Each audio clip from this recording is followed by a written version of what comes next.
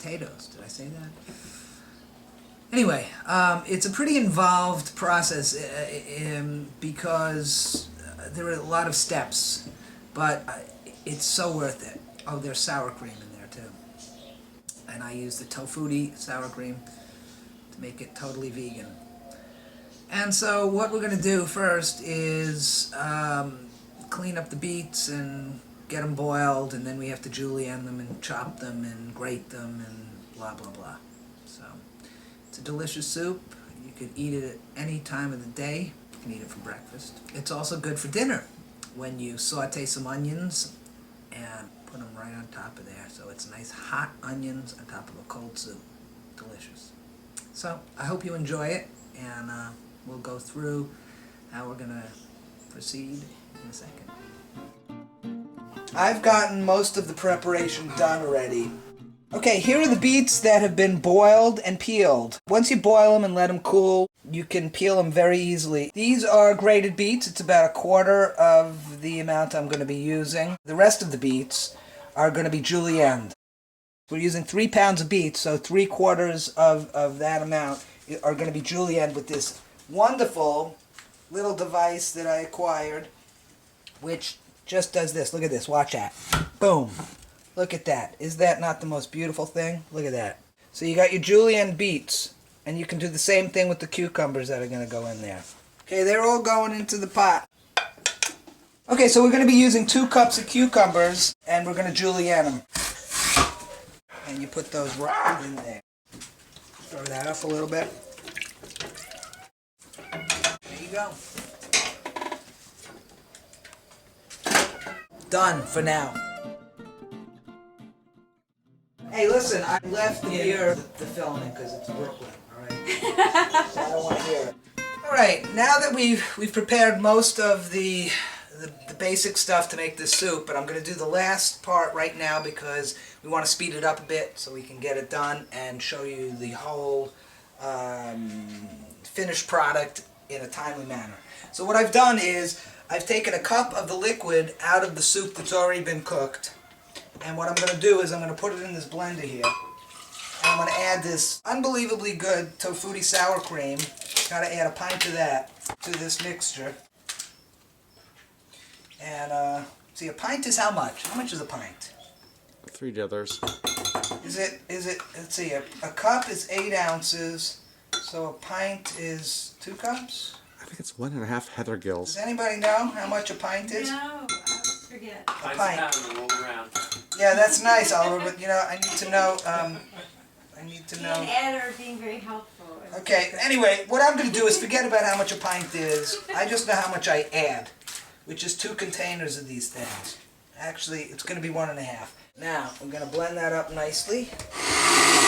Alright, I'd say that's about 8 seconds, maybe 10 seconds. Here, okay, 10 seconds in the blender. Alright, so there you go. And you got that nice frothy mix in there. You're going to mix it right into the soup.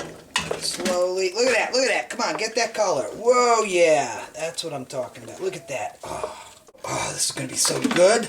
Everybody loves this soup, including the chickens and the cats.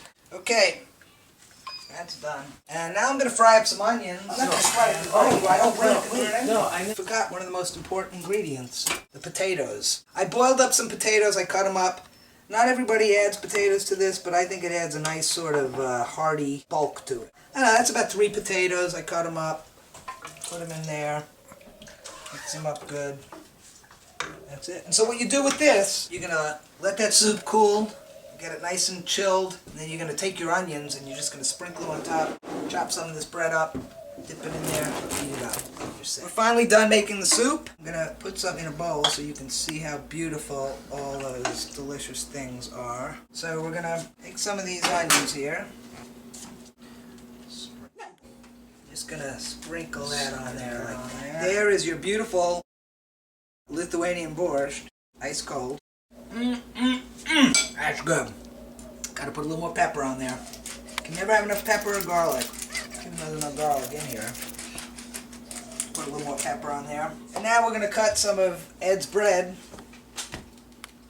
Just put into this delicious, delicious soup. Oh yeah. Just, oh yeah, look at that. Right, dip some. And that's it. There you go. A little pepper in there.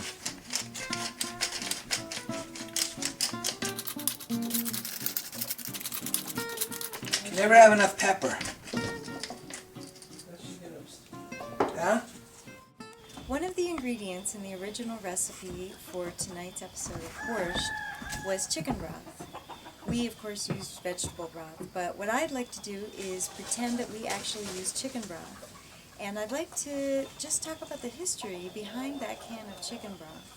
So let's imagine us going into the supermarket and buying a can of Swanson's chicken broth. And then let's kind of take it back in time and go to the very beginning of that can. In the beginning of that can is a chicken house, let's say in Maryland, with 20,000 chickens in it. All of the chickens are under 6 weeks of age because that's when they're sent to slaughter. And most of them are alive, fighting for food and water. Some of them are dead because those are the ones who weren't able to reach the food and water, which progressively gets higher. The whole place stinks of ammonia, so lots of the chickens are blind because they've been blinded by the ammonia.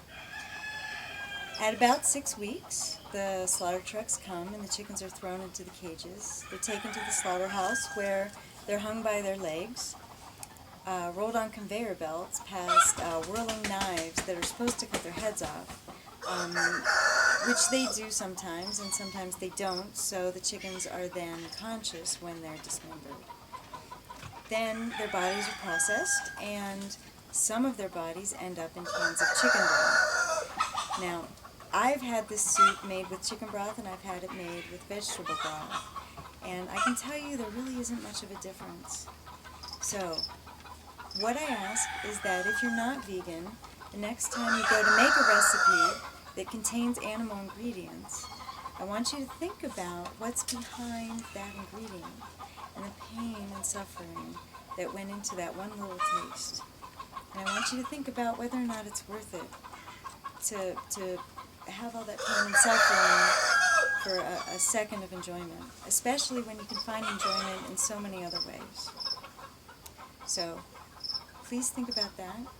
Have a great night, and when you dream, think about going to the vegetable broth instead.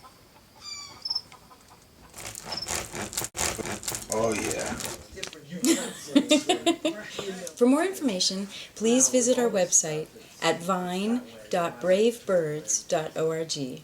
That's V as in vegan, INE.bravebirds.org. Or you can email us, sanctuary@bravebirds.org. Thanks for watching. Okay.